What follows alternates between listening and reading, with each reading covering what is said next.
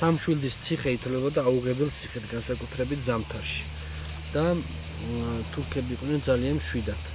ეგონათ, რომ ზამთარში ვაქო ვინ მოვა. ხოლო დავითმა ჯარი შეკრიბა და ნახეს სხვადასხვა მხრიდან ჩუმად მიეპარა. კარგ მამას უნდა ქონდეს კარგი ნერვები. რა თქმა უნდა, როგორც ყველა მამა, მე არანაირად გამორჩეული არა ვარ. მეც დაღლილი მოდივარ სამსახურიდან სახლში. რიგანობაში უამრავ პრობლემაზე მიწევს ფიქრი. მე რა თქმა უნდა სახლშიც რაღაცებს ვფიქრობ, ხო? მაგრამ არასოდეს ვცდილობ ყოველ შემთხვევაში, რომ ეს ბავშვს არ ვაგრძნობინო. ჩვენ ერთი წამითაც არ უნდა მოგვეჩვენოს, რომ მისი პრობლემები ჩვენს პრობლემებთან შედარებით არის ნაკლებად მნიშვნელოვანი. ან თუნდაც ოდნავ მნიშვნელოვანი.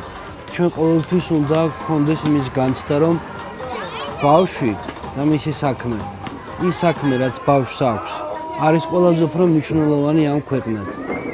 ისევ ვიმეორებ, შეიძლება ეს თუნდაც ქაღალდის თითრინავის გაკეთება იყოს, შეიძლება ფანქრის გათვლა იყოს, შეიძლება წიგნის წაკითხვა იყოს.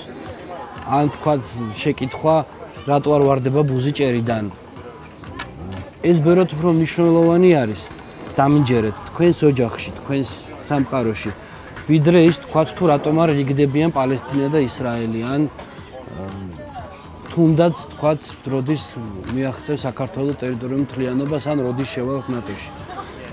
მისთვის როგორი მომენტია, ზოგჯერ ფიქრობენ ხოლმე, რომ თავარია ბავშვს შეუქმნან რაღაც თქვათ პირობები, მოუგროვონ სწავლის ფული, უკიდურეს სათამაშოები, წაიყვანონ დასასვენებლად, მაგრამ ეს ყველაფერი არაფერი არ გახლავთ. ყველაზე უფრო ძვირფასი რაც კი შეიძლება მამამ შვილს მისცეს, ეს არის დრო.